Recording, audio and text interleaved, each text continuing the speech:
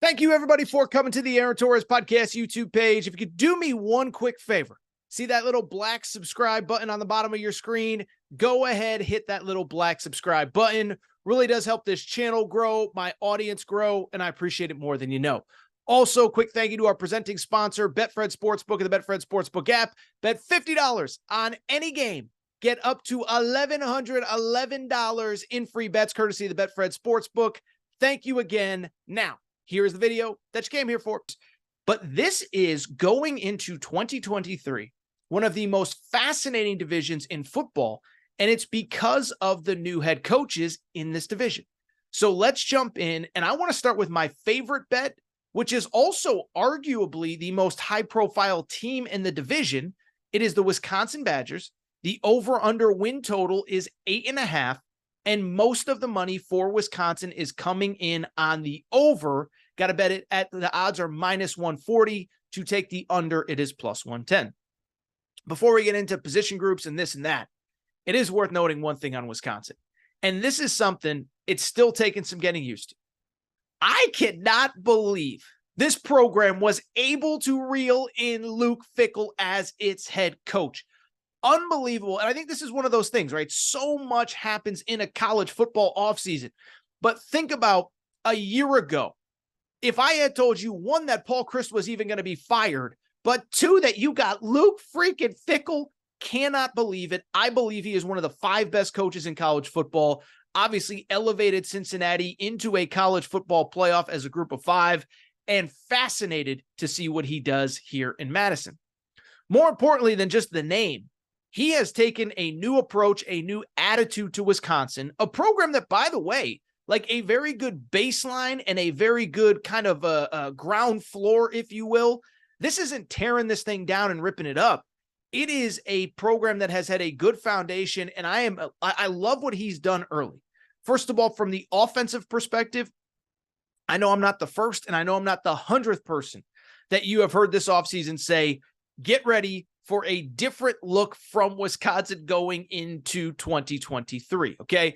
This is a ground and pound football program historically. We know the history. Barry Alvarez comes in, beefs up the offensive lines. We want to run. We want to control the clock, cold weather football, all that good stuff. Luke Fickell will certainly take some elements of that, but remember, he brought in Phil Longo as his offensive coordinator. Phil Longo is an air raid guy, air raid disciple, comes from North Carolina, where he was instrumental in really taking Drake May to the next level over the last couple of years. Don't want to say that he did it himself. Drake May is an incredible talent. But you go from Sam Howell, Drake May, this is a pass-heavy offense that obviously has some run principles to it. I'm not an X's and O's guy, but they're going to look a lot different, and the personnel they've recruited reflects that. Remember, again, this 8-year Wisconsin, your grandpa's Wisconsin football, ground and pound. They brought in Tanner Mordecai from the transfer portal to play quarterback. For those of you who do not know that name, he was at SMU the last 2 years, began his career at Oklahoma. How about these for stats from Tanner Mordecai? 72 touchdowns, over 7,000 yards in the last 2 seasons. Again, he doesn't come there if he doesn't think that he is going to be able to throw the football around the field.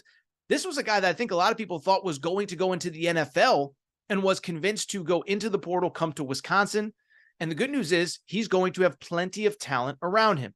On top of Tanner Mordecai in the portal, Wisconsin also brought in Bryson Green at wide receiver, was Oklahoma State's second leading wide receiver. CJ Williams from USC is a former top 100 prospect. So you got weapons, and you know, oh, by the way, that you're still going to be able to run the ball with Braylon Allen, 1,200 yards rushing a season ago. Also worth noting, I don't like talking backup quarterbacks. It's kind of a weird conversation when you know who the starter is. But like how Wisconsin stacked the quarterback room, brought in a former 4-star named Nick Evers from Oklahoma. So basically, they're going to have a competent backup, and they're going to have a competent succession plan going into next year. As far as the defense is concerned for Wisconsin, here's the crazy part about Wisconsin. That defense was really good last year, and you don't need the defense to make leaps and bounds improvement. You just need the offense to be a little bit better than it was a year ago when it was abysmal. Let's make no mistake about it. You look at Wisconsin a season ago, here were the stats offensively. Where are they? I'm pulling them up right now. Forgive me.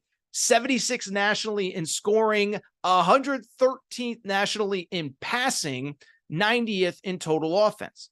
That undersells the fact that the defense was actually very good. Gave up 17 points in a loss to Washington State.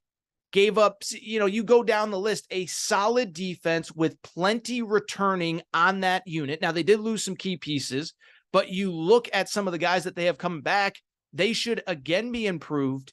And again, this was a good defense to begin with. 20th nationally in points per game allowed. By the way, I just threw a bunch of stats out. That was the offense, okay? So the defense, 20 points per game allowed. That's 17th nationally. The 8th best rush defense in college football. The 10th ranked total defense in college football.